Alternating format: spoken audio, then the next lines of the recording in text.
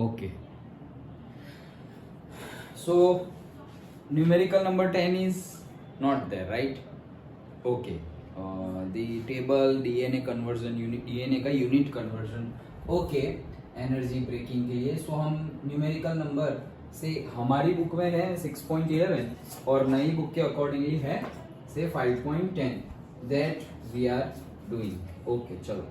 So very simple and small one but we have to do. Book में तो सब छोटा छोटा ही है. चलो क्या बोल रहे हैं ध्यान से देखना. An elevator can carry a maximum load of 1800 kg.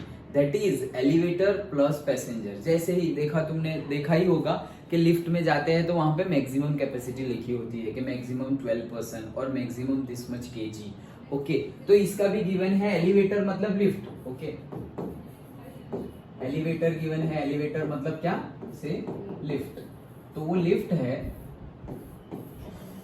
उसकी कैपेसिटी है maximum load 1800 kg.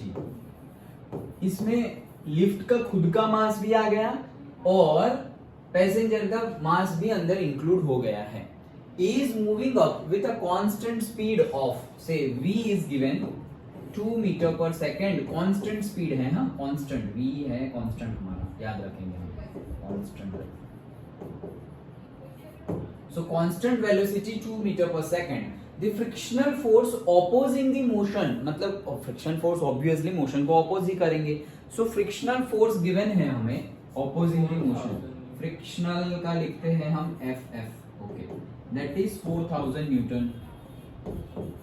Okay determine the minimum power delivered by the motor. मतलब पावर फाइंड करना है by the motor to elevate motor to the elevator in watts as well as in horse power. मतलब दो find करने हैं हमें. What में भी फाइंड करना है और हॉर्स पावर में भी फाइंड करना है. फाइंड क्या करना है P. सो P के लिए P फाइंड करना है तो हमने देखा था P is nothing but work done per unit time. ये एक फॉर्मूला देखा था. फिर हम लेके आ गए थे फॉर्मूला कौन सा P F इंटू V. कैसे लेके आ गए थे. W को हमने लिखा था से F इंटू से डिस्प्लेसमेंट. तो dW के लिए हमने लिखा था कि F इंटू से छोटा सा डिस्प्लेसमेंट dx और ये छोटा सा टाइम से dt. सो हमने डिफरेंशिएट किया था याद है ना. Okay so F into dx वो हमारा वर्क डन हो गया और ये dt सॉरी तो ये dt ये हमने किया था. अभी मैं सिर्फ रिवाइज करवा रहा हूँ. ओके सो ये dx by dt हमारा बन गया था velocity. So p is equals to f into v. ये हमारे पास फॉर्मूला है ही ऑलरेडी. सो हमारे पास फोर्स तो गिवन है f जो अपोज कर रहा है वो. ओके और वेलोसिटी भी गिवन है. लेकिन साथ साथ में यस एक फोर्स ये है फ्रिक्शनल फोर्स और एक उसका वेट फोर्स भी तो होगा that is m into g. तो m इंटू जी नीचे लग रहा है. फ्रिक्शनल फोर्स भी नीचे ही लग रहा है क्योंकि लिफ्ट को ऊपर जाना है. ओके सो लिफ्ट ऊपर जाएगी तो ऑपोजिंग फोर्स ये दो है. सो हम अगर टोटल नेट फोर्स निकाल लें F net is equals to say F frictional force plus weight force say mg. Okay so कितना है 4000 प्लस गिवन है क्या मास. हाँ मास गिवन है 4000 है ना. 4000 है हाँ और मास गिवन है 1800 और 5000 इंटू 10 लेना हो तो 10 ले लो. कुछ बोला है क्या. कुछ नहीं बोला है तो हम 10 ले लेते हैं. Okay just for the simplicity. If it is नहीं वही मैं बोल रहा हूँ कि if it is not given कि you can take g is equals to 10 then you have to take 9.8 only. Okay देखो फॉर फास्ट कैलकुलेशन टाइम नहीं है और तुम 10 लिख लोगे तो कोई प्रॉब्लम नहीं है. But some time they will deduct marks. मतलब जैसे कि तुम्हारे 80 आउट ऑफ 80 आ रहे हैं तो शायद फिर 79 कर दे शायद. ओके वो भी उनके ऊपर डिपेंडेंट है कि उनके माइंड में तुम्हारा पेपर देख के उनके माइंड में क्या इमेज बन रही है तुम्हारी. ओके कि मतलब तुम जैसे तैसे मतलब सब कुछ मार्क्स अच्छे से मिले हैं नीट एंड क्लीन लिखा. फिर बाकी सारे पैरामीटर्स आ जाएंगे इवेल्युएटर के माइंड में क्या है कि भाई नीट एंड क्लीन है, हैंडराइटिंग अच्छा है, सब कुछ अच्छा है. ऐसा नहीं कि जैसे तैसे ही लिखा हुआ है. ऐसा भी नहीं कि कुछ इमेजिन करके लिखा हुआ है. उसको एग्जैक्ट सबको पता ही है. वैसे सारे फैक्टर्स आ जाएंगे अदरवाइज 10 लिखोगे तो भी गलत नहीं है, आंसर बहुत बहुत पॉइंट में कम आएगा। ओके, तुम अगर 9.8 लोगे तो सो और एमसीक्यू में तो 10 ही ले लो, एमसीक्यू है उसमें तो 10 ही ले लो। हाँ तो कितना आया? 58,000 ये 4,000 है और ये हो जाएगा 18,000, तो ये हो जाएगा 58,000 कैसे हो गया? 18,000 प्लस 4,000, भाई भी तुम 40,000 प्लस 80,000 कर रहे हो क्या? 18,000 प्लस 4,000 दैट अरे सर इज गलती कर दी मैंने, पहले 4,000 प्लस 1,800 कर दिया था, पहले उसको प्लस किया फिर वो उसको टाइम से निकाल दिया। That is 22,000 Newton. अरे यार Okay, and now if we put power is equals to say 22,000 into V कहाँ है? V हमारा ये रहा 2 मीटर पर सेकेंड, सो ये हो गया 44,000। ये किस में आएगा? ये न्यूटन में है और ये मीटर पर सेकेंड में है तो वॉट में आएगा। ओके, ये वॉट में आ गया, वॉट में ढूंढना ही था हमें, एक वैल्यू मिल गई। दूसरा हमें ढूंढना है एचपी में। हमें पता है कि 1 HP is equals to 746 watt। Okay, तो 746 watt is equals to 1 HP है, so therefore 44,000 watt is equals to how much? How many HP? So 44,000 divided by 746, तो फिर वो हम कर सकते हैं। तुम डायरेक्टली कैसे, 7,000 है 44 और 440 भी नहीं, करो 2 से क्या, किससे नहीं होगा? 2 से तो होगा, ये वही कर रहा हूँ। 2 से करेंगे तो ये हो जाएगा 22,000 और ये हो जाएगा 2 3 जा 6 1 4 2 7 जा एंड 2 3 जा 373 हो गया। ऐसा आएगा 373 व्हाटएवर। 3 2 जा 6 सॉरी 3 नहीं 2 2 3 जा 6 1 4 2 7 जा, हाँ करेक्ट है। देन ये 3 प्लस 7 10 एंड 3, तो 3 से नहीं होगा, 5 से नहीं होगा, 7 से 7 5 जा 35, 2 और 3 नहीं होगा, 9 से भी नहीं होगा। ओके, तो फिर उसको तो फिर डिवाइड कर लो, 22,000 divided by 373। Okay, so 373 I think 7 जा बढ़ जाएगा, तो 7 जा या 6 जा होगा। 373 6 जा 8 1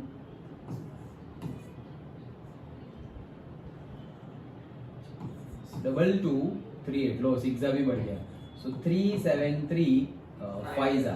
ओके, सो 5 जा करेंगे तो कितना आएगा?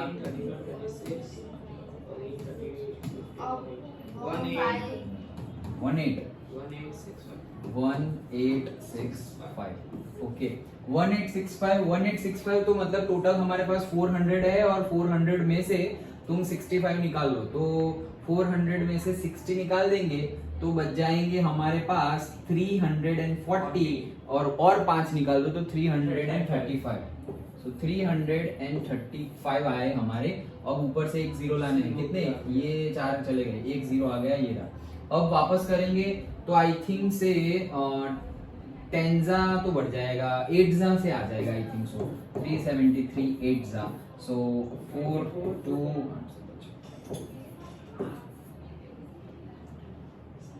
2984, ये तो बहुत कम हो गया।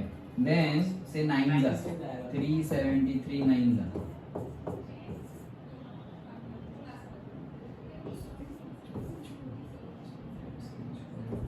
3357 नहीं होगा तो 8 जा ही चलेगा। 373 8 जा, सर इसका आंसर तो करेक्ट आ रहा है, 59 एचपी।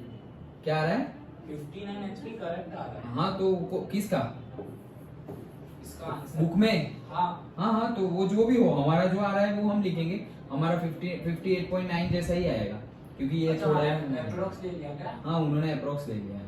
सो ये कितना हुआ से हमारा 3000 मतलब 350 है हमारे पास, 350 और उसमें 16 ऐड कर देंगे, सो 360 एंड 364। हाँ नहीं 16 ऐड करना है ना, तो 360 एंड 366 ओके, पॉइंट और 0।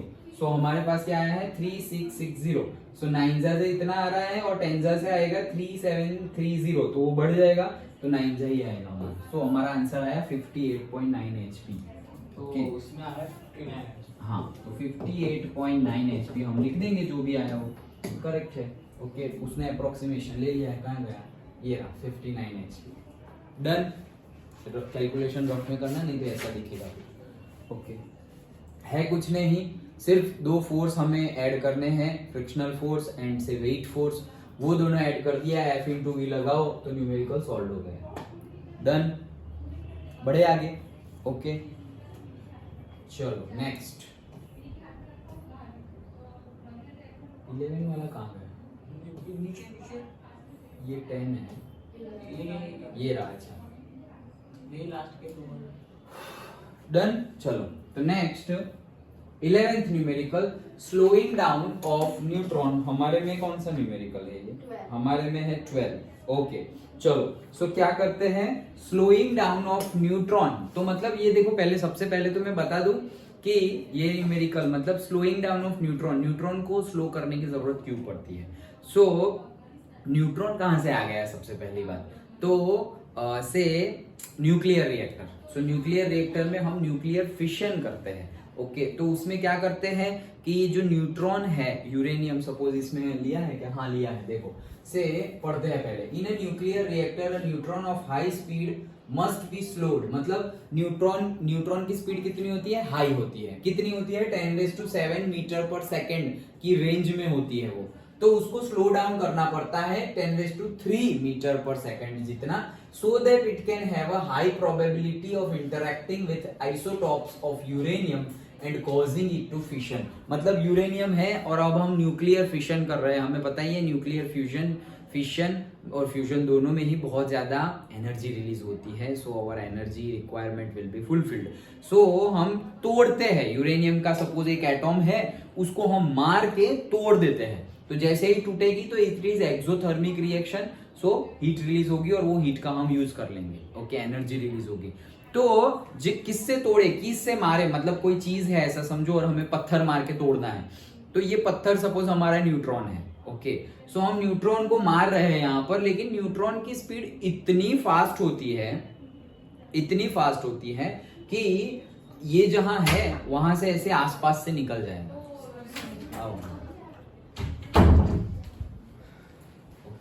सो न्यूट्रॉन की स्पीड इतनी फास्ट होती है कि वो एक न्यूमेरिकल किया है, ये दूसरा न्यूमेरिकल कर रहे हैं, सो वो उसके साइड में से निकल जाता है। क्यों? Due to its high speed.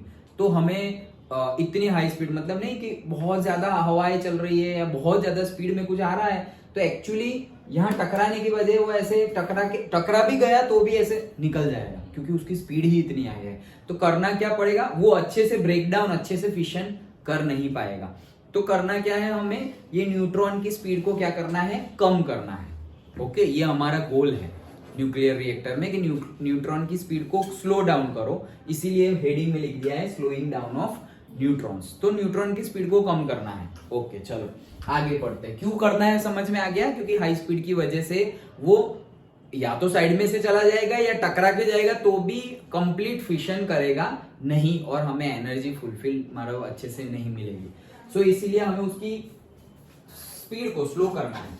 Show that neutron can lose most of its kinetic energy in an elastic collision with a light nuclei like deuterium or carbon which has a mass of only a few times of neutron mass। मतलब ऐसा बोल रहे हैं, बताओ show करो कि neutron can lose most of its energy, मतलब जब टकराता है, मतलब ये हमारा है सपोज यूरेनियम का आइसोटोप, अब इसमें ये न्यूट्रॉन इससे टकराएगा, तो कहने का मीनिंग क्या है कि जब ये न्यूट्रॉन यूरेनियम से टकरा रहा है तो इसकी मोस्ट ऑफ द एनर्जी क्या हो जा रही है, लूज हो जा रही है। अगेन हम कोलिजन, ये न्यूमेरिकल किसका है, कोलिजन का न्यूमेरिकल है, एंड कोलिजन में हम किसकी बात कर रहे हैं, इलास्टिक कोलिजन की। इलास्टिक कोलिजन मतलब क्या, kinetic energy will be transferred, loss नहीं होगा।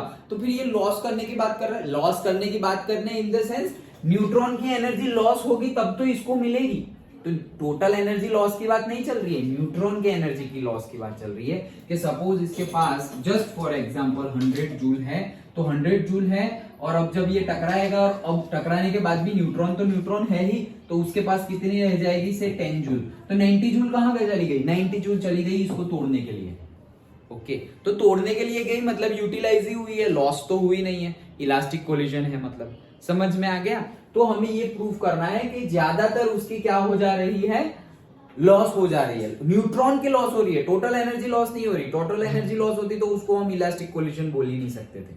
टोटल एनर्जी इज कांस्टेंट और से conserved, but total energy loss नहीं हो रही है, सिर्फ और सिर्फ न्यूट्रॉन की एनर्जी लॉस हो रही है।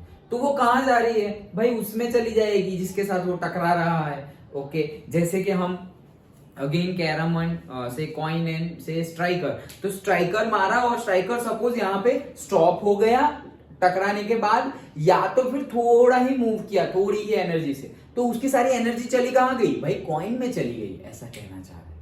अंडरस्टूड? ओके सो आगे, the material making of the light nuclei usually heavy water D2O और graphite is called the moderator. Yes. तो velocity को स्लो डाउन करने के लिए जनरली मॉडरेटर यूज करते हैं न्यूक्लियर रिएक्टर में, और मॉडरेटर के लिए जनरली क्या यूज करते हैं, हैवी वाटर। हैवी वाटर मतलब H2O, बट उसका फॉर्मूला हैवी वाटर का है D2O, हमारे पढ़ने में केमिस्ट्री में 11th-12th में आता रहेगा D2O। Okay so D2O that is heavy water, वो लेना है एज अ मॉडरेटर, मतलब कि स्पीड स्लो करने के लिए, या तो फिर हम क्या लेंगे, कार्बन लेंगे। Okay carbon in the sense से ग्रेफाइट लेंगे, कार्बन का फॉर्म। ओके ग्रेफाइट लेंगे। सो वो अंदर हमने रख दिया है, मतलब ऐसा समझो कि ये न्यूट्रॉन जा रहा था और इससे टकरा रहा था, लेकिन इसकी स्पीड इतनी हाई है कि वो अच्छे से टकराएगा ही नहीं, तो हमें स्पीड स्लो करनी है। तो स्पीड स्लो हम कैसे करेंगे, हम स्पीड स्लो करेंगे, यहां पे पानी भर देंगे। अब पानी में ऑब्वियसली स्पीड स्लो हो जाएगी, पानी में स्पीड स्लो हो गई, अब टकरा भाई तू, तो अब स्लो डाउन स्पीड हो गई, स्लो डाउन स्पीड हो गई, तो वो अच्छे से न्यूक्लियर फिशन की एक्टिविटी कर पाएगा। ये हमारा एक्चुअल मतलब रियल लाइफ, देखो फिजिक्स के सारे चैप्टर्स के सारे न्यूमेरिकल तुम्हें यही टर्मिनोलॉजी में गिवन होंगे, मतलब कि इट विल शोज कि तुम ये जो न्यूमेरिकल कर रहे हो it's not say lower level और just for the sake of calculation purpose you are doing, no not like that. Actual calculation ऐसे ही होती है, एक्चुअल कैलकुलेशन मतलब जैसे कि BARC Bhabha atomic research centre, तो उसमें वो लोग जो यूज करेंगे न्यूमेरिकल टेक्निक्स तो यही करेंगे। आई हैव सीन, मेरे फ्रेंड्स भी थे साइंटिस्ट, ओके जब मैं कॉलेज में पढ़ाता था तब, सो वो बताते हैं कि भाई ऐसा कुछ नहीं है कि उनको मतलब इट्स नॉट लाइक कि सपोज मैं टीचर हूं तो तुम मुझे कुछ भी कभी भी पूछो तो मुझे आ जाएगा, हे भाई नहीं, ऐसी गारंटी तो मैं नहीं देता। ओके लाइक दैट वो साइंटिस्ट भी बोल रहे हैं कि ऐसा नहीं है कि हम साइंटिस्ट है, दैट हमारे माइंड में ऐसी इमेज होती है साइंटिस्ट मतलब कि oh my God scientist. Okay वो भी वो इमेज मतलब अय्यर की इमेज मत लेके आना। ओके ओके सर साइंटिस्ट मतलब कि भाई बहुत खतरनाक नॉलेज होगा, नॉलेज होगा मतलब नॉलेज को एप्लीकेशन में कैसे कन्वर्ट करते हैं, that is the scientist. Knowledge तो भरा पड़ा है भाई, बुक पर है, बुक में है, इंटरनेट पर है, बहुत सारी बुक्स ऑलरेडी लिखी हुई है, नॉलेज तो है, तुम्हें दे दिया भाई लो। जैसे कि तुम, जैसे हमारे बिट्स में क्या होता था पता है, ओपन बुक एग्जाम होती थी, तो जनरली डर लगता है वहां पर कि क्लोज बुक में तो तुम ऐसे करके कुछ ना कुछ करके लिख दोगे, लेकिन ओपन बुक क्यों, क्योंकि दोनों के क्वेश्चंस में डिफरेंस होता है।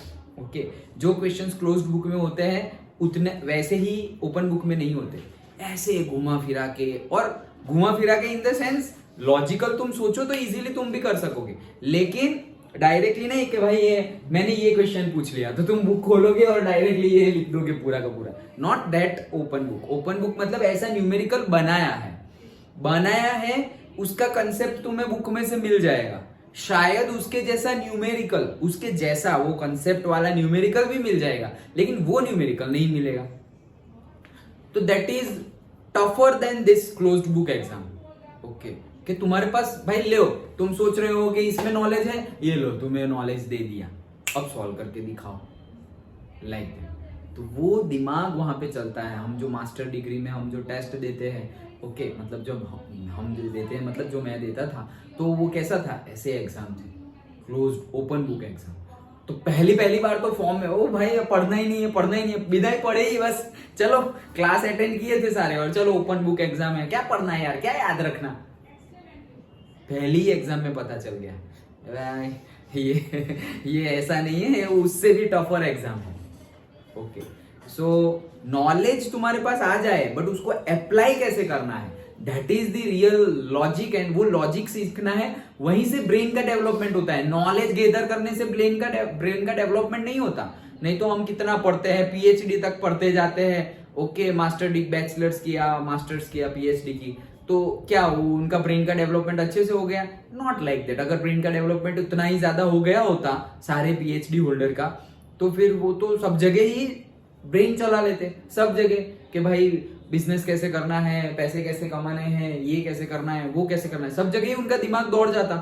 क्यों? क्योंकि खुल गया है, वर्क करने लगा है। लेकिन ऐसा नहीं है। ओके, सो हमें ब्रेन को डेवलप करना है, नॉट द मेमोरी। मेमोरी मतलब याद रखना, ओके। और हमारा अनफॉर्चुनेटली हमारी एजुकेशन सिस्टम उस पर ध्यान देती है कि तुम्हें कितना याद है, ओके। सो एग्जाम अभी के लेवल पे तो वही होती है कि तुम्हें कितना याद है, लेकिन एक्चुअल अगर तुम ऐसे, सपोज तुम इसरो की एंट्रेंस एग्जाम दे रहे हो, तुम बार्क की एंट्रेंस एग्जाम दे रहे हो, तो वहां पे ऐसा कुछ याद रखा हुआ काम नहीं आएगा। तुम्हारे पास सब कुछ है, और अब तुम ये नॉलेज को अप्लाई कैसे करते हो, that is the real logic and real brain storming और से ब्रेन डेवलपमेंट। ओके, ऐसा होता है। तो वो भी मुझे ऐसा ही बताते थे कि भाई हम अभी भी एनसीईआरटी खोलते हैं। मगर कौन सी, 11th-12th की खोलते होगे? बोले मेजरली 11th-12th की, लेकिन हम 6th स्टैंडर्ड से लेकर के 12th स्टैंडर्ड तक की एनसीईआरटी हमारे पास ही रखते हैं। एनसीईआरटी, हाँ, ये बुक 6th से लेकर 12th तक की। क्यों?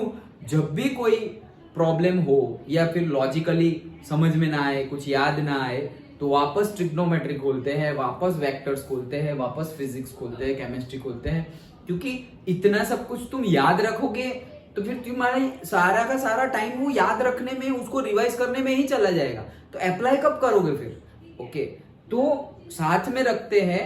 तुमने पहले स्कूल में, सपोज अभी तुम पढ़ रहे हो और तुमने अप्लाई करना अभी सीख लिया कि अच्छा ऐसे न्यूमेरिकल सॉल्व करते हैं, फिर जाके ऐसा समझो कि तुम्हारी बार्क में जॉब लग गई, ओके। अब वहां जाके सोचो कि तुम ऐसा ही कुछ न्यूमेरिकल सॉल्व करोगे, एंड यू विल फील, मेरे साथ हुआ ऐसा कि तुम्हें ऐसी अजब सी एकदम खतरनाक वाली फीलिंग होगी, ओ माय गॉड, जो हम ये स्कूल में करते थे ये इतने हाई लेवल का है और हमने ध्यान ही नहीं दिया। ऐसा हुआ है मेरे साथ, ओके, कि हम इतने हाई लेवल की स्टडी कर रहे थे स्कूल में, लेकिन हमें लगा कि न्यूमेरिकल सॉल्व कर रहे हैं, स्क्वायर रूट ढूंढ रहे हैं, कैलकुलेटर मल्टीप्लाई और डिवाइड कर रहे हैं। It's not only that, okay. तो दैट इज द थिंग। एक मेरे फ्रेंड का फ्रेंड है, वो नासा में जॉब करता है, तो बोल रहे हैं, उसने एक स्टेटस रखा था थोड़े सालों पहले फेसबुक पे, ओके, कि आई एम दिस, मैं नासा में जॉब करता हूँ, मैं फिजिक्स में पीएचडी हूँ, मुझे मैथ्स भी बहुत अच्छा आता है, बट जनरली हर बार मैं स्फीयर का वॉल्यूम क्या है, स्फीयर का एरिया क्या है, कर्व्ड सरफेस एरिया जो हम 10th में पढ़ चुके हैं, curved surface area, total area and volume and all, उसके लिए मैं बुक उठा लेता हूँ, and that is nothing bad in it. ऐसे मतलब वी कैन नॉट हम ऐसे ही सोचते हैं, हमारे माइंड में इमेज ऐसी होती है, भाई पीएचडी किया हुआ है फिजिक्स में, भाई तू नासा में जॉब कर रहा है, तो तुझे तो सब कुछ आता होगा। तो बोल रहे भाई मुझे तो स्फीयर के वॉल्यूम क्या होता है वो फॉर्मूला भी नहीं आता, लाइक दैट। उसने स्टेटस रखा था, लेकिन ये समझने के लिए है, दैट मेंटालिटी, वो इमेज चेंज करने के लिए, कि इट्स नॉट अबाउट इंफॉर्मेशन और नॉलेज को गैदर करते जाओ। लो इंफॉर्मेशन और से नॉलेज, इंफॉर्मेशन तो नहीं, ज्यादा कुछ काम नहीं आएगा, नॉलेज गैदर करो, but at the same time knowledge को अप्लाई कैसे करते हैं, that is also important. Okay, चलो यहाँ आते हैं। तो ये हमारा न्यूमेरिकल है, और हमें ये न्यूट्रॉन की स्पीड स्लो डाउन करनी है। हमने किससे करेंगे? D2O हैवी वाटर और से ग्रेफाइट से करेंगे। ओके, ग्रेफाइट के पाउडर डाल दिया और ये व्हाटएवर कर दिया, तो उसकी स्पीड कम हो गई। ओके, चलो, तो ये हमारा कौन सा है, चलो आगे बढ़ते हैं। तो ये हमारा है कौन सा? इलास्टिक कोलिजन जैसे मैंने बताया, तो इलास्टिक कोलिजन के लिए हम क्या लिख सकते हैं, इससे पहले न्यूट्रॉन का मास है m1 और उसकी वेलोसिटी क्या है u1, जो कल हमने डिस्कस किया। ओके, कल और परसों जो डिस्कस किया वही थियरी का ही रिवीजन है कि भाई उसका मास है m1 और वेलोसिटी है u1। देन जो ड्यूटेरियम है H2O उसका मास है से m2 और उसका वेलोसिटी तो 0 है, पहले तो वो मूवमेंट में नहीं है, वो तो पड़ा हुआ है, न्यूट्रॉन आके उससे टकरा रहा है, तो u2 इज 0। देन कोलिजन के बाद, अब कोलिजन हो गया, कोलिजन के बाद क्या हुआ, कोलिजन के बाद से m1 तो m1 ही रहा, ये हो गया v1 और m2 भी m2 ही रहा और ये हो गया v2। यही देखा था हमने इलास्टिक कोलिजन में। ओके, तो मोमेंटम इक्वेशन कंजर्व करें तो क्या होगा, m1 u1 plus m2 u2, but u2 0 है तो मैं नहीं लिख रहा हूं। Okay, is equals to m1 v1 plus m2 v2। Done. Okay, then next, ये तो हमने क्या कंजर्व कर दिया, मोमेंटम। काइनेटिक एनर्जी भी कंजर्व करते हैं, so say half m1 u1 square plus half m2 u2 square, वो 0 है तो उसको नहीं लिख रहे, and then half m1 v1 square plus half m2 v2 square. Done. यही किया था। इसके बाद का स्टेप तुम बताओ, क्या किया था हमने थियरी में, क्या किया था? 1/2 कैंसिल कर दिया, फिर इक्वेशन 1 जो है ऊपर उसमें इनटू v2 किया। हाँ, वेरी गुड, चलो यही सुनना था। ओके, तो 1/2 कैंसिल हो जाएगा, इसमें v2 मल्टीप्लाई किए, तो अब वो पूरा प्रोसीजर करो, वो पूरा प्रोसीजर करो और फॉर्मूला निकालो, और डायरेक्टली तुम फॉर्मूला बोलो तो मैं फॉर्मूला लिख लेता हूँ, करना है प्रोसीजर। ओके, या फिर डायरेक्टली हम फॉर्मूला लिख ले। क्या किया था हमने, इसको v2 से मल्टीप्लाई किया था, v2 से मल्टीप्लाई करेंगे तो मिल जाएगा m1 u1 v2 is equals to m1 v1 v2 plus m2 v2 square. अब इसमें से ये माइनस कर देंगे तो होगा क्या, से m1 किस में से क्या माइनस, कुछ भी करो, m1 u1 square minus m1 u1 v2 is equals to say m1 v1 square minus m1 v1 v2, और ये तो कैंसिल हो जाएगा, एक प्लस और एक माइनस है तो डन। देन आगे हमने क्या किया था, आगे हमने क्या किया था, यहाँ पे सब में m1 है, देखो सब, अरे सब में m1 कहाँ से आएगा, सब में ही m1 है ना, हाँ m2 वाला तो कैंसिल हो गया है ना, यस, तो सब में ही m1 है तो m1 कट। डन। तो यहाँ क्या बचा, u1 square is equals to v1 square minus, क्या हुआ,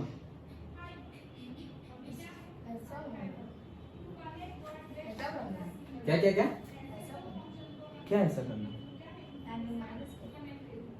mm माइनस नहीं किया, m1 कॉमन निकाला और कट हो गया, तो यहाँ पे क्या बचा है u1 स्क्वायर, और ये बाकी है ना, अभी तुम लोग यार बराबर बोल नहीं रहे, u1 स्क्वायर ये बाकी रहा, फिर ये माइनस, फिर यहाँ से m1 चला गया तो क्या रहा, u1 v2 ये रहा, इज इक्वल्स टू यहाँ से m1 चला गया तो क्या रहा, v1 स्क्वायर, और यहाँ पर क्या रहा, v1 v2 वही रहा ना, ये रहा v1 v2। Done. Okay, v1 v2 है या u1 v2 है, m1 u1 v2 m1 v1 v2 m2 v2। Okay, so ये u half m1 u1 square m1 u1 square minus m1 u1 u2। Okay, m1 v1 square minus m1 v1 v2, correct. Okay, done. So ये suppose ये side आ गया तो क्या हो गया, u1 square minus v1 square हो गया, ये साइड आ गया तो u1 square minus v1 square, उसको मैं लिखता हूँ u1 plus v1 and u1 minus u1। Done. u1 square minus v1 square हो गया तो ये हुआ, वो साइड गया, दोनों में V2 है तो V2 कॉमन ले लिया तो ये प्लस हो जाएगा, तो ये हो गया U1 प्लस हो गया और ये minus V1। Done. U1 minus V1 यहाँ से कट हो गया तो मेरे पास आ गया क्या, V2 is equals to U1 plus V1। Correct है, सही जा रहे हैं। ओके, ये आया था हमारे पास V2 का फॉर्मूला। ओके, अब ये V2 का फॉर्मूला हमने इसमें डाल दिया था, किसमें, ये फर्स्ट वाले में। तो फर्स्ट वाले में डालेंगे तो क्या हो जाएगा, से M1 U1 is equals to M1 V1 plus M2 V2 की जगह हम डालेंगे U1 प्लस V1, तो M2 U1 plus M2 V1 ऐसा हो जाएगा। V2 की जगह हमने डाला U1 प्लस V1 तो M2 U1 plus M2 V1। Done.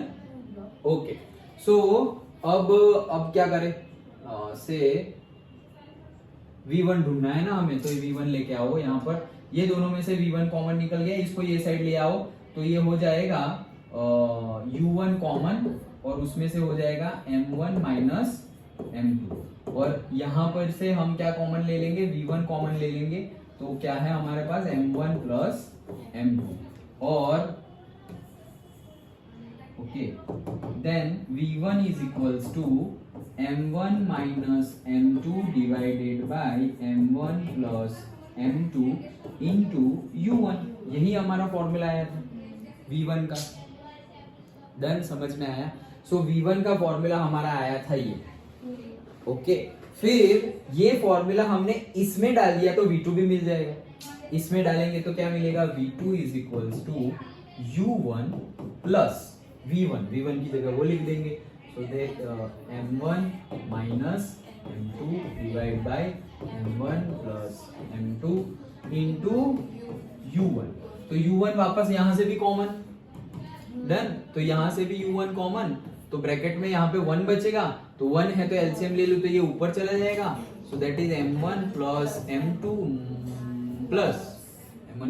Plus है बीच में M1 minus M2 whole divided by M1 plus M2। Done, U1 common निकला था, हाँ कॉमन ही है, अब माइनस M2 है तो M2 चला गया। ओके, तो रहा क्या, U1 twice M1 divided by M1 plus M2। ये क्या मिला मुझे, V2। That's it. समझ में आया? हो पक्का? ओके, हाँ या ना? ये तो थियरी ही रिपीट किया, न्यूमेरिकल तो स्टार्ट ही नहीं हुआ। ओके, तो ये करना पड़ेगा, नहीं तो फॉर्मूला याद रखना पड़ेगा। ये फॉर्मूला डायरेक्ट इन्होंने तो लगा ही दिया होगा, देखा इन्होंने तो लगा दिया है कि भाई V1 स्क्वायर का डायरेक्टली लिख दिया इन्होंने, ये हाफ M1 V1 F का स्क्वायर और V1 की जगह जो हमने अभी ढूंढा ना ये M1 माइनस M2 वो वाला उन्होंने डायरेक्ट लगा दिया, लेकिन वो लिखा हुआ है why it's final kinetic energy from equation 5.26। तो हम ऐसा from equation 5.26 you have to check कितने मार्क्स में न्यूमेरिकल है। अगर 1 या 2 मार्क्स में है और तुम ऐसे डायरेक्ट फॉर्मूला लिखोगे तो चलेगा, 2 से ज्यादा है, 3 मार्क 4 मार्क 5 मार्क में न्यूमेरिकल है तो नहीं लिख सकते, हमें फॉर्मूला डिराइव करना पड़ेगा। ओके, सो ये हमने डिराइव कर लिया। अब हमें फाइंड करना है से काइनेटिक एनर्जी का ratio.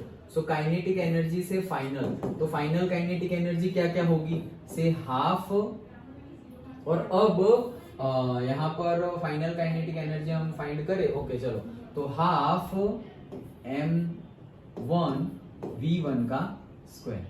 Done, half M1 V1 का स्क्वायर एंड दैट्स इट। ये हमने क्या किया है कि F एंड KI निकालना है हमें, तो हाफ M1 V1 का स्क्वायर, तो V2 क्या था हमारा, M2 क्या था हमारा, deuterium. Okay, so yes that we are suppose to take similar, मतलब सेम। देखो करते हैं, KF फाइनल है मेरी, कितनी हो गई, न्यूट्रॉन की है, हमें तो एनर्जी निकालनी है ना, हमें किसकी निकालनी है, न्यूट्रॉन की। क्यों? क्योंकि हमें पूछा क्या गया है, show that neutron can lose most of its energy.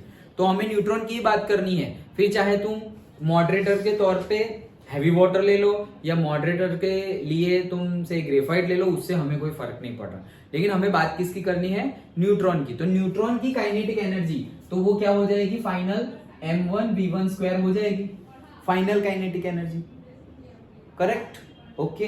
Then initial kinetic energy neutron की ही कितनी हो जाएगी, half m1u1 square. Then neutron की बात कर रहे हैं, जैसे अभी मैंने बोला, शायद तुमने सुना हो, तो मैंने क्या बोला था बीच में कि भाई m2 क्यों नहीं लिया इन्होंने, ओके। सो क्यों नहीं लिया m2, क्योंकि फाइनल में भी m2 नहीं लिया, इनिशियल में भी m2 नहीं लिया। क्यों, क्योंकि m2 का हमें काम ही नहीं है, हमें तो न्यूट्रॉन की एनर्जी लॉस हो रही है उसकी बात करनी है, इसलिए हमने m2 कंसीडर नहीं किया है। अदरवाइज फाइनल में m2 plus half m2v2 square भी करना पड़ेगा, लेकिन हमें न्यूट्रॉन का दिखाना है, इसलिए हम m2 को कंसीडर नहीं कर रहे हैं। सो अगर ये हम रेशियो निकालें, तो रेशियो ऐसे kf/ki, तो ये रेशियो हो जाएगा, ओके। रेशियो हो गया तो ये हाफ हाफ कट हो जाएगा, और से m1 भी कट हो जाएगा, तो रहेगा क्या, सिर्फ v1 square upon u1 square. समझ में आ रहा है? अभी यहाँ पे तुमने जो v1 की वैल्यू निकाली वो रखो, m1 माइनस m2 वाली, ओके। सो v1 की वैल्यू क्या है, m1 minus m2 into u1 divided by m1 plus m2, ये v1 की वैल्यू है, वो रखी हमने, तो उसका स्क्वायर करना है, तो फिर ये भी स्क्वायर हो गया, ये भी स्क्वायर हो गया, और ये भी स्क्वायर हो गया। देन नीचे क्या है, u1 का स्क्वायर, तो u1 का स्क्वायर कैंसिल हो जाएगा ऊपर से और नीचे से, तो बाकी सिर्फ ये रहा। समझ में आ रहा है? तो देखो उन्होंने ये टर्म लिखा हुआ है, f1 is equals to this m1 minus m2 upon m1 plus m2 to the whole square, तो वो हमारा आ गया है। लेकिन उन्होंने तो 2 स्टेप में लिख दिया है, हमने जो किया है वो तुम्हें पता होना चाहिए, ओके। तो हमारा आया m1 minus m2 to the whole square upon m1 plus m2 to the whole square. Now अब बाय प्रैक्टिकल ये तुम्हें याद रखना पड़ेगा, पर्टिकुलरली इन दिस न्यूमेरिकल, क्या कि जो न्यूट्रॉन का मास होता है that is almost equal to the deuterium का मास। क्या? जो न्यूट्रॉन का मास होता है, न्यूट्रॉन का मास मतलब कि m1 न्यूट्रॉन का mass that is equal to deuterium का मास, जो D2O ड्यूटेरियम आइसोटॉप है हाइड्रोजन का, ओके। सो हैवी वाटर लिया है ना हमने D2O, सो उसका इक्वली होता है, मतलब m1 इज इक्वल्स टू क्या हो जाता है, m2 है, okay. m1 is equals to m2, तो उसके लिए m1 is equals to m2, और से ड्यूटेरियम के लिए पर्टिकुलर लिखे तो ट्वाइस m1 लिखा हुआ है, ओके। चलो ट्वाइस m1 ड्यूटेरियम के लिए, मतलब ड्यूटेरियम हैवी है, वो हाइड्रोजन के लिए मैंने बोला m1 is equals to m2, वो किसके लिए है, हाइड्रोजन के लिए। क्यों, क्योंकि न्यूट्रॉन इसमें एक है, न्यूट्रॉन एक ही न्यूट्रॉन, उसका जो मास है दैट इज इक्वल्स टू जो हाइड्रोजन का मास है वो, लेकिन हमें ड्यूटेरियम दिया हुआ है, सो इट्स ड्यूटेरियम का mass that is m2 is equals to twice of m1, मतलब न्यूट्रॉन के मास का अगर हम डबल करें तो वो कितना हो जाएगा, ड्यूटेरियम का मास हो जाएगा। ये तुम्हें याद रखना पड़ेगा कि न्यूट्रॉन, ये m1 क्या है, न्यूट्रॉन का मास है, तो न्यूट्रॉन के मास का डबल करोगे तब जाके ड्यूटेरियम का मास मिलेगा। This you have to remember ना, क्योंकि वो गिवन नहीं है,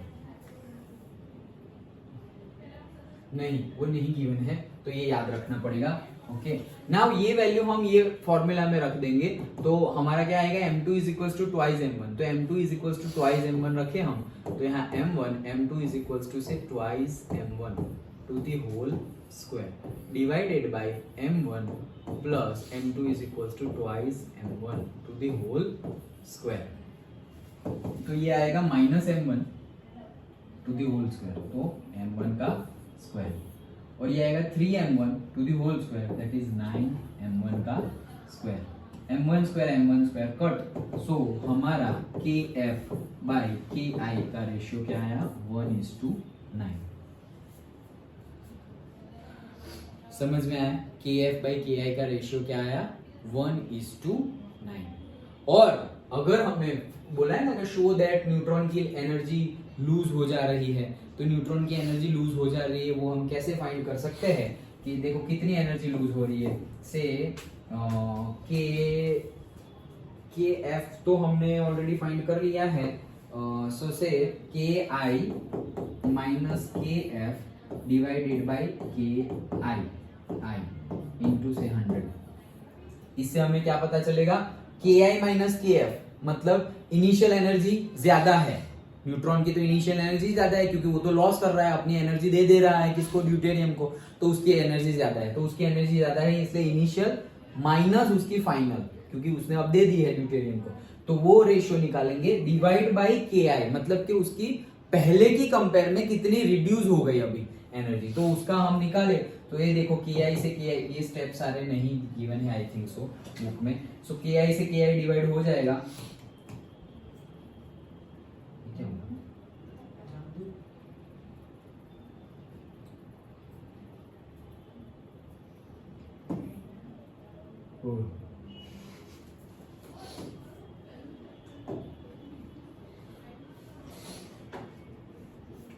अरे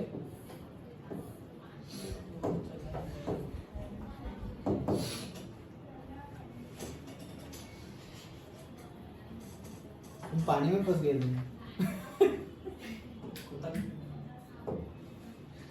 बहुत जगह पे गणपति बप्पा लाते हैं, अच्छा, इसलिए ट्रैफिक था। और वैसे भी लाइक मैं 4:10 जैसे ही उठी वो भी अच्छा ठीक है चलो। सो 8 मिनट चलो, तो यहाँ पे अगर KI से KI डिवाइड कर दे तो 1, और यहाँ हो जाएगा KF माइनस KI इंटू से 100, ये इंटू होल 100, तो ये कितना हो गया? 1 माइनस KF बाई KI की वैल्यू हमने निकाली है 1/9 into 100, so 9 minus 1 that is 8/9 into 100, so 800/9, so it is approximately 90% आएगा। ओके 800/9, so 9 9 की जगह 9 8 okay 72, so 8 again 0, okay so 9 से 8 72 again 8 0, ओके तो so हमारा आंसर क्या आया? 88.88%। देखो सो क्या बोल रहे हैं कि इनिशियल की कंपेयर में फाइनल न्यूट्रॉन की एनर्जी 88.88% लॉस हो गई, तो बाकी कितनी बची? सिर्फ 12% और से 10% इन्होंने अप्रोक्सीमेटली ले लिया होगा। ये रहा देखो 89 किया होगा, ये देखो for deuterium M2 is equals to twice M1 and we obtain F1 is equals to 1/9, that F1 is what? F1 is nothing but KF by KI, while F2 is equals to 8/9, वो F2 हम बाद में ढूंढ रहे हैं, F2 मतलब ये जो हमने ढूंढा वो, ओके रेशियो, तो वो रेशियो कितना आया? 8/9 आया हमारा। So almost 90% of the neutrons energy is transferred to the deuterium. देखो ऑलमोस्ट 90, ऑलमोस्ट लिखा है ना, सो ये इसका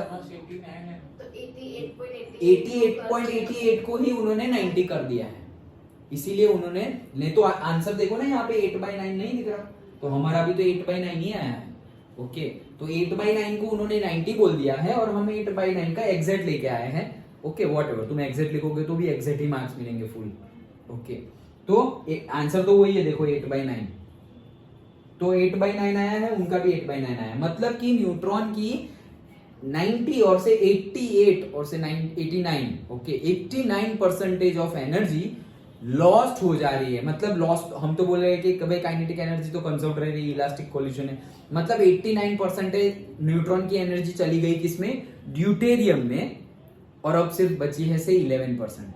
अब 11% की एनर्जी वाला न्यूट्रॉन टकराएगा यूरेनियम से और न्यूक्लियर फिशन की एक्टिविटी होगी, तो अब अच्छे से टकरा पाएगा क्योंकि उसकी स्पीड कम हो गई है।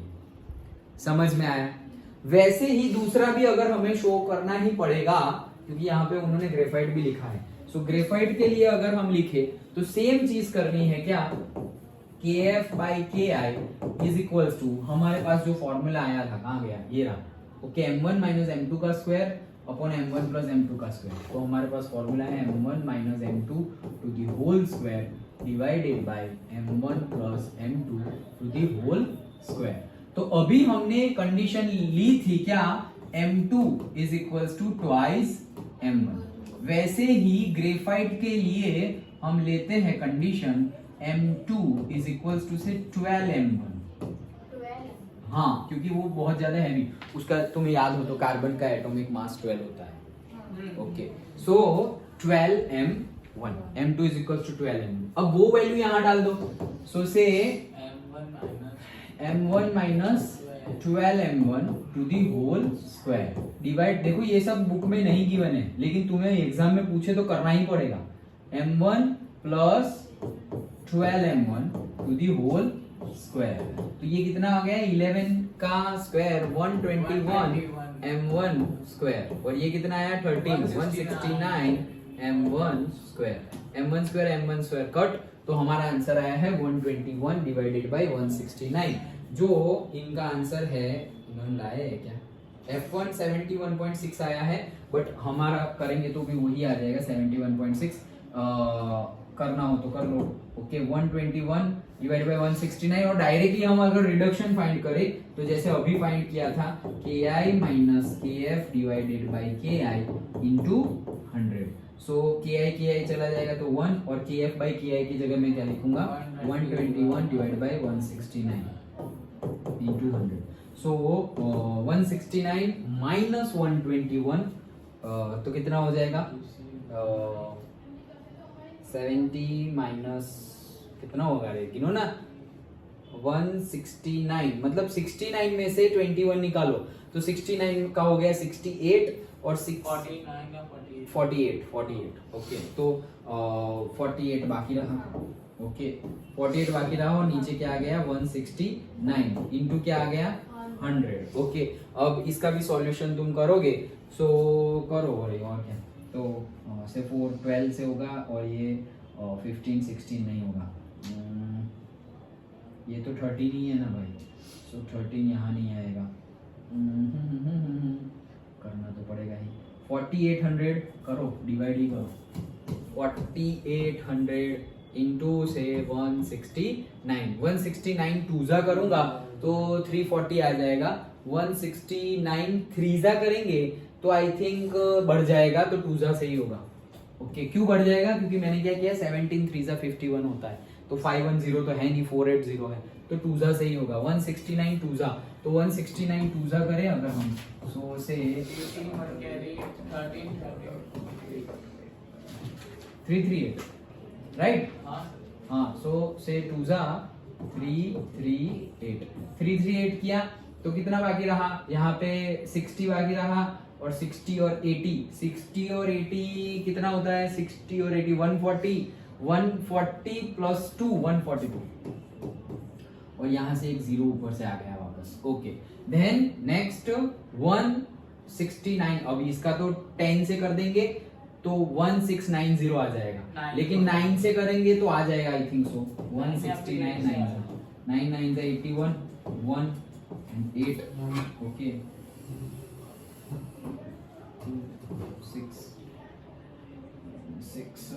9 and 6 कितने हो गए 15 1521। ओ भाई बढ़ गया, तो 168 8 जा होगा, 168 8 जा 1352 किसका 8 जा से तो 4 आ रहा है ना, 8 8 जा 64। अरे नहीं 135 169 है ना सर, 169 है, अच्छा ओके, हाँ, तो 169 1352 8 जा सर 1352 तो कितना बचा से 40 60 and 8 68। ओके, सो 40 60 and से 68 ये किससे किया था 8 जा से। ओके, एंड पॉइंट रखेंगे तो ये जीरो और आ गया, तो नाउ अब 3 जा से हो जाएगा, सो अब 3 जा से हो जाएगा तो 28.3। सो हमारा आंसर क्या आया 28.3%।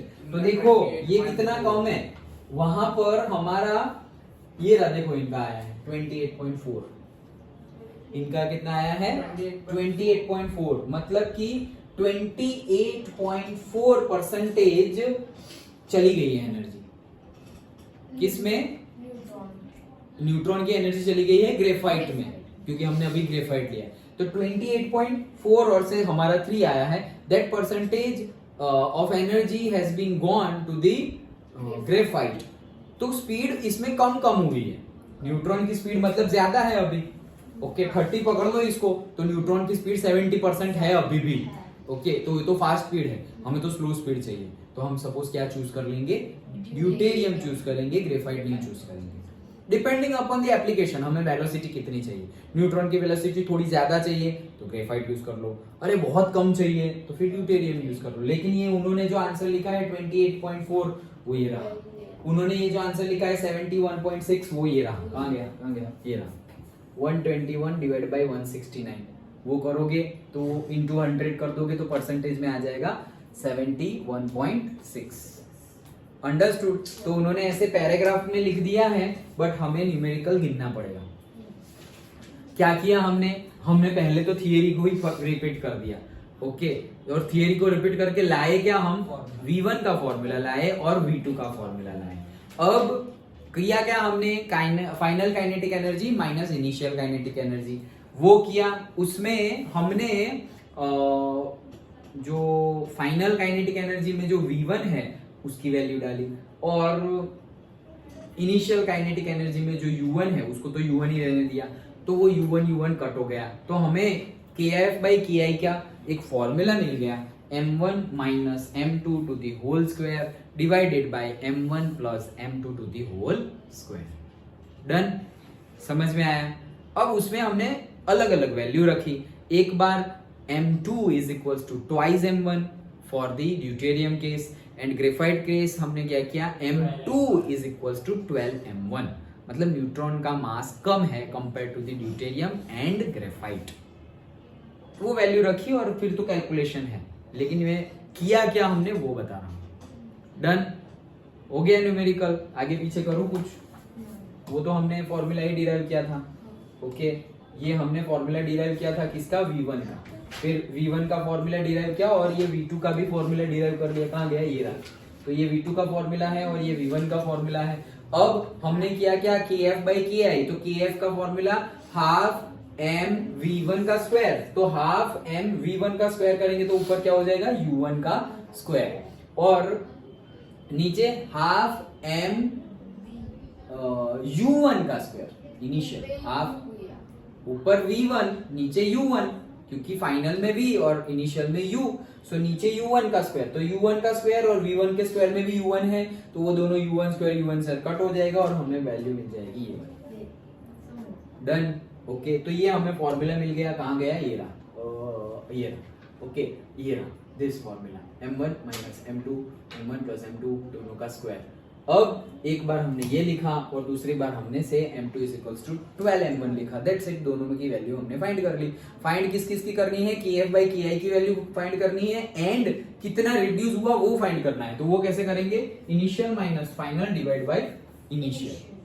ओके इनिशियल के रिस्पेक्ट में कितना रिड्यूस हुआ, इसीलिए हम बोल रहे हैं कि KI minus KF divided by KI। और क्यों KI माइनस KF ही किया, क्योंकि KI ही बड़ा है KF से। काइनेटिक एनर्जी न्यूट्रॉन की पहले बड़ी ज्यादा है और बाद में कम हो गई है, तो KI माइनस KF किया। अंडरस्टूड। डन। चलो तो फिर may be last numerical. Yes, maybe not, it is. अच्छा ओके चलो।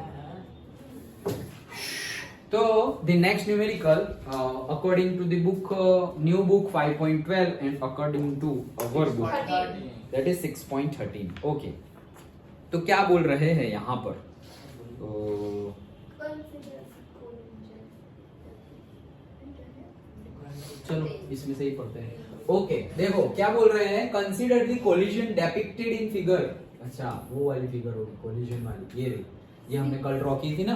ओके जिसमें हमने बोला था कि भाई θ1 एंड θ2 पे अलग अलग जा रहे हैं, दैट फिगर। ओके चलो कंसीडर कर ले क्या कर रहे, कंसीडर कर रहे हैं, मतलब मैं याद रख रहा हूँ, कुछ याद रखने जैसा है नहीं, हमने कर तो किया था। Okay so figure to be between the two billiard balls with equal mass m1 and m2। अच्छा बिलियर्ड वो लूनर बॉल और से पूल नहीं बोलते हम, पोलो पोलो थोड़ी पोलो तो घोड़े पे बैठ के वो मारते हैं, उसको बोलते हैं, हॉकी खेलते हैं अरे वो। टेबल होता है। टेबल होता है ना कैरम जैसा, लेकिन उसमें कॉइन नहीं, बॉल्स होते हैं।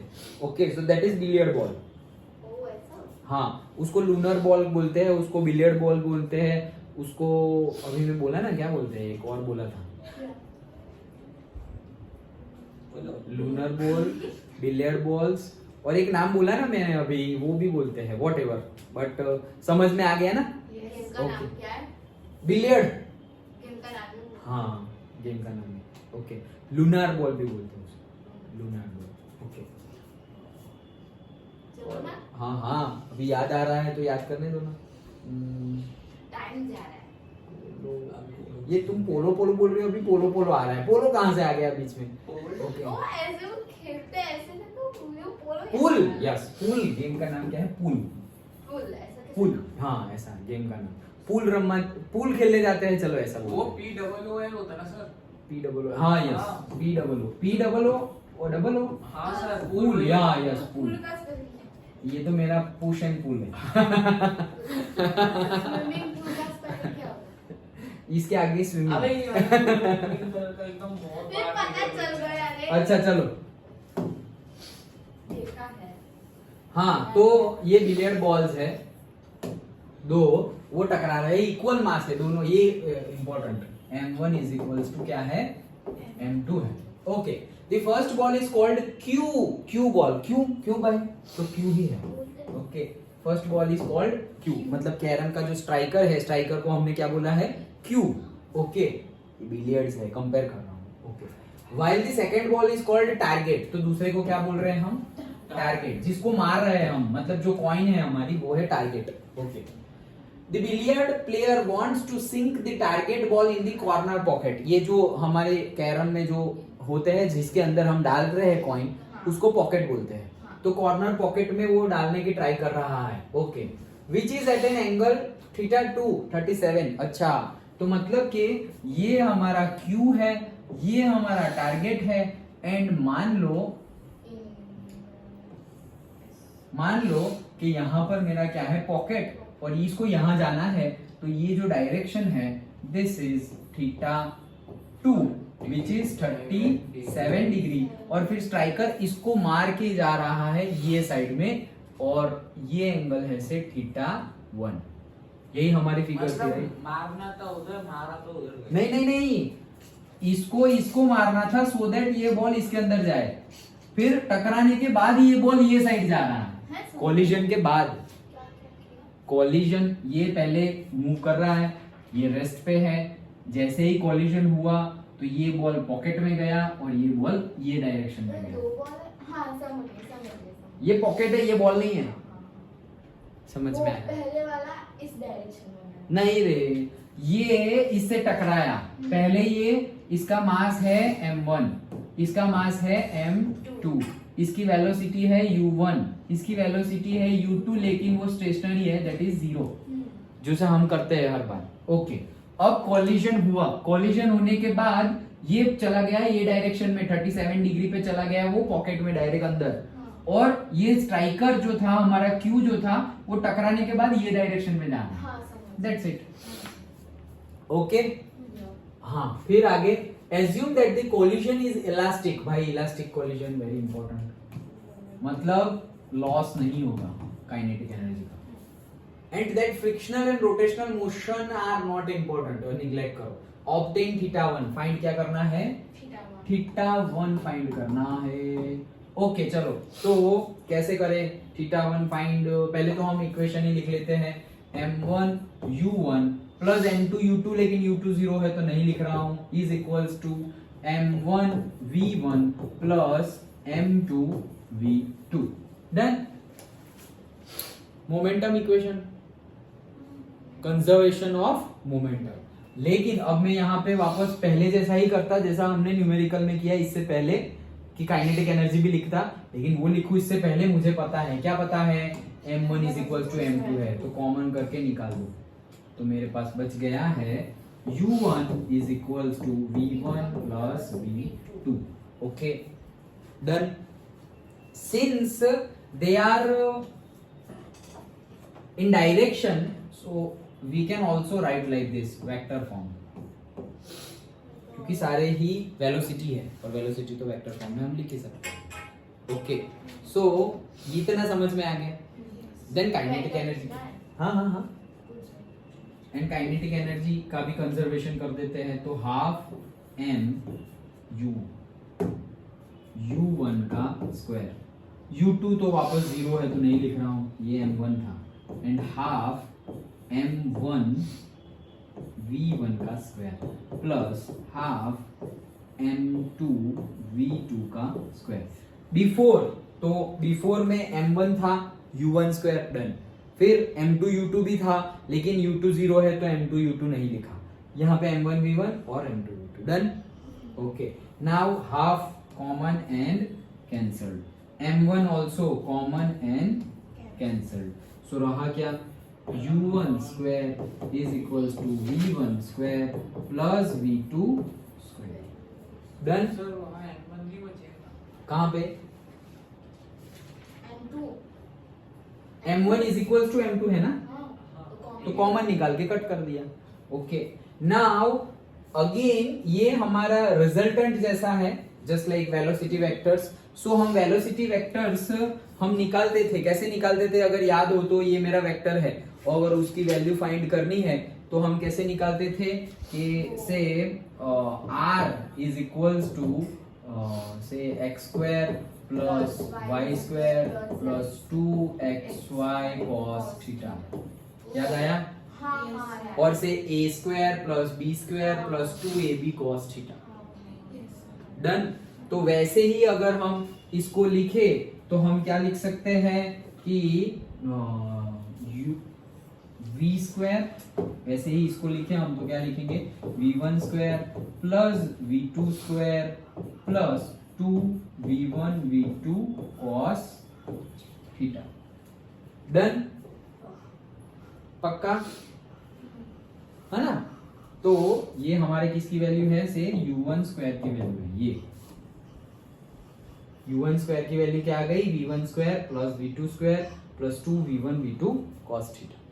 ये वैल्यू में देखो, इसके बाद तुम्हें लिखना है ये step, now putting this value of u1 square in this equation, so u1 square की जगह मैं पूरा वो लिख सकता हूं क्या, v1 square plus v2 square plus twice v1 v2 cos theta is equals to v1 square plus v2 square done. I think book में थोड़ा अलग किया होगा, व्हाटएवर, ये इजी मेथड है।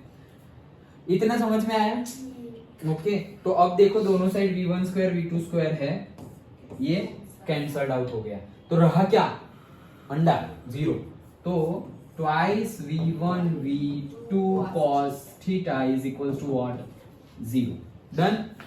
अभी ट्वाइस भी निकाल दो तो क्या बचा, v1 v2 cos theta is equal to zero done. नया पेज नहीं ले रहा हूं, फिर वापस करना पड़ेगा, या ले लूं, अच्छा चलो ले लेते हैं। क्या आया, v1 v2 cos theta is equal to zero तक पहुंचे हम। नाउ देखो v1 और v2 तो जीरो नहीं हो सकता, क्यों, क्योंकि हम बोल रहे हैं ना कि वो मूव कर रहे हैं भाई कोलिशन के बाद, अगर जीरो ही ले लिया तो दैट मींस मूव ही नहीं कर रहा है, so v1 and v2 is not zero, therefore cos theta is equal to zero.